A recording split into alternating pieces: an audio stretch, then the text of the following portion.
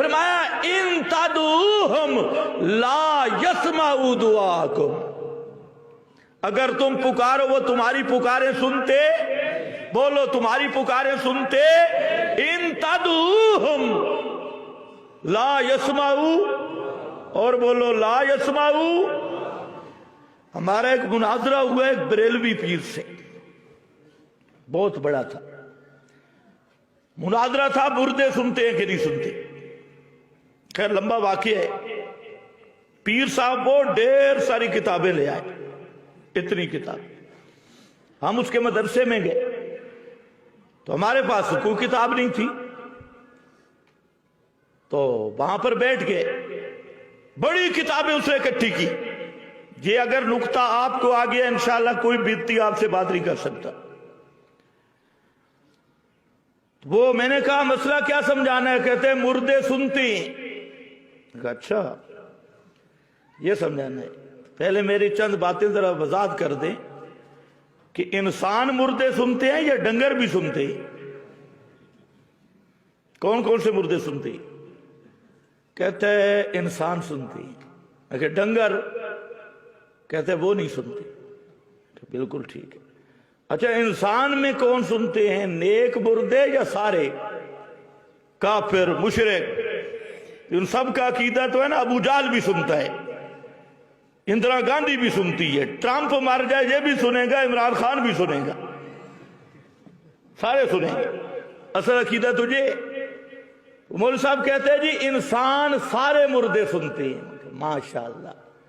اچھا یہ ذرا وضاحت کر دیں کہ کس کی آواز سنتے ہیں، انسانوں کی آواز سنتے ہیں یا کوئی اور چیز بھی سنتے ہیں؟ کہتے ہیں کیا مطلب؟ میں نے کہا موٹر سائیکل کی آواز، ہیلی کاپٹر کی آواز، گدھے کی آواز، آپ کی آواز، ساری آوازیں سنتے ہیں یا صرف انسانوں کی آوازیں سنتے ہیں؟ اب تھوڑا سا سوچ میں پڑ گئی۔ کہتے ہیں نہیں انسانوں کی آوازیں سنتے ہیں۔ میں نے کہا پکا رہ جا، انسانوں کی سنتے اور تو کسی کی نہیں سنتے نا؟ کہتے ہیں انسانوں کی آوازیں سنتے ہیں۔ میں نے کہا لکھ لو، انسان مردے سنتے ہیں، انسانوں کی آوازیں سنتے ہیں۔ تیسری بات میں نے کہا مولوی صاحب یہ بتلاؤ ہر وقت سنتے ہیں یا کوئی ٹائم ٹیبل بھی ہے، ٹائم بھی مقرر ہے؟ کہتے ہیں یہ کیوں پوچھتا ہے؟ میں نے کہا یہ اس لیے پوچھتا ہوں کہ اگر مردے مثلا صبح 9 سے 12 بجے تک سنتے ہو اور ہم غریب 1 بجے قبرستان سے گزرے اور وہ سننے سے دفتر کی چھٹی کر گئے ہو، پھر کیا ہوگا؟ تو ٹائم تو بتلانا پڑے گا۔ ہر وقت سنتے ہیں یا کوئی مخصوص اوقات بھی مقرر ہیں؟ ان اوقات میں سنتی ہے۔ اب بیچارہ فرض کیا، کہتے ہیں ہر وقت سنتی ہے۔ اب بات ہوئی، اب میں نے کہا کہ آپ ذرا خیال کرنا، اس سے میں نے لکھوا لیا انسان، سارے انسان مردے سنتے ہیں، انسانوں کی آواز سنتی اور ہر وقت سنتے۔ پھر میں نے کہا کہ انسانوں کی کون سی آواز سنتی؟ رونا بھی، ہنسنا بھی، گانا بھی، کیا چیز سنتے؟ کہتے ہر آواز سنتی۔ ٹھیک ہے، میں نے کہا اب اس پہ دلیل لاؤ۔ ہر انسان مردہ سنتا ہے، سمجھ رہے ہو میری بات؟ ہر انسان کی بات سنتا ہے، ہر وقت سنتا ہے، اس پہ لاؤ دلیل۔ تو کہتے ہیں دیکھو حدیث میں آتا ہے مردے جوتوں کی آہٹ سنتے ہیں۔ کہ جوتوں کی آہٹ انسانوں کی آواز ہے؟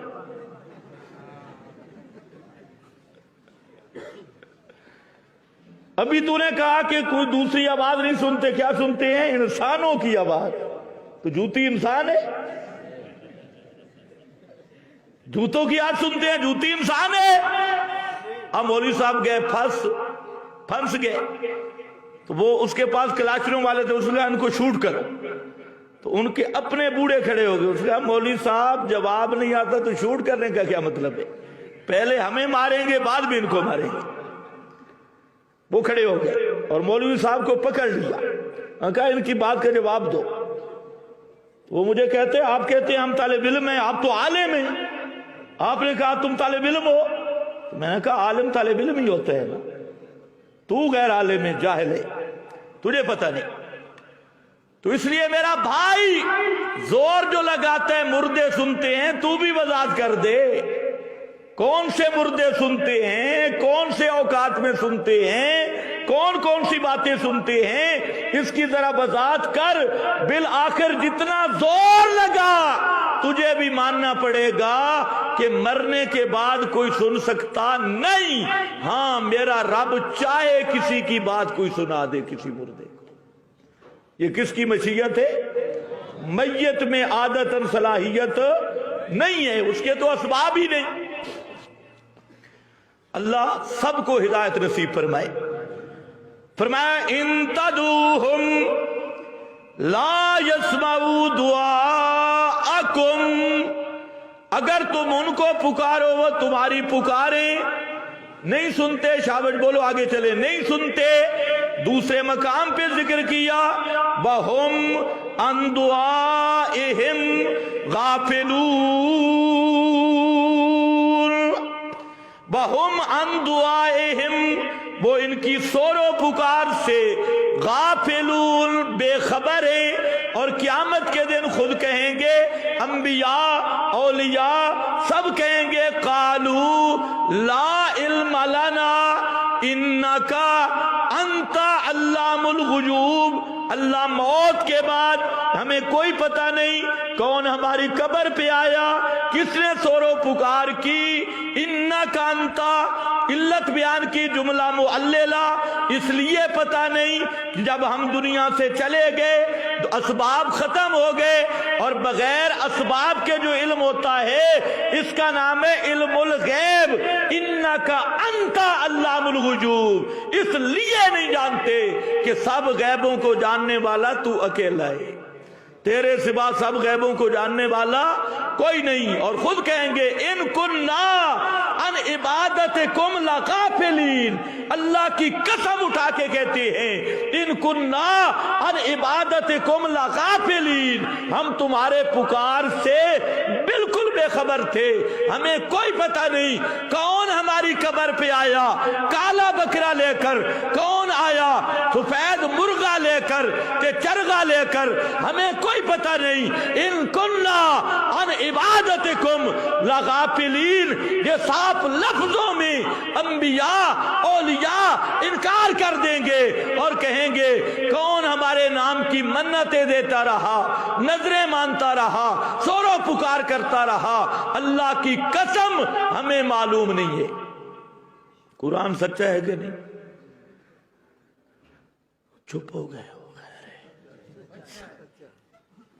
صراط مستقیم کا دوسرا مصداق کیا ہے؟ توحید۔ توحید خالص وہ ہوتی ہے کہ مشرک کے سر میں ضرب لگے، اس طرح نہیں ہوتی اللہ خالق ہے، اللہ مالک ہے، اللہ رازق ہے۔ یہ تو ابو جہل بھی مانتا تھا۔ پورا قرآن پڑھو تم بھی خوش ہو۔ دوستو بزرگ، اللہ بہت بڑا ہے، تو ابو جہل مانتا تھا اللہ بہت بڑا ہے۔ اگر یہ دعوت ہوتی تو ابو جہل پوری زندگی دے دیتا۔ پیغمبر کی دعوت شروع ہوتی ہے لا سے۔ کہاں سے؟ لا سے، نفی سے، نفی سے شروع ہوتی ہے۔ خیر آؤ اب ذرا دیکھنا، ایاک نعبد و ایاک نستعین، آگے آیا اہدنا الصراط المستقیم۔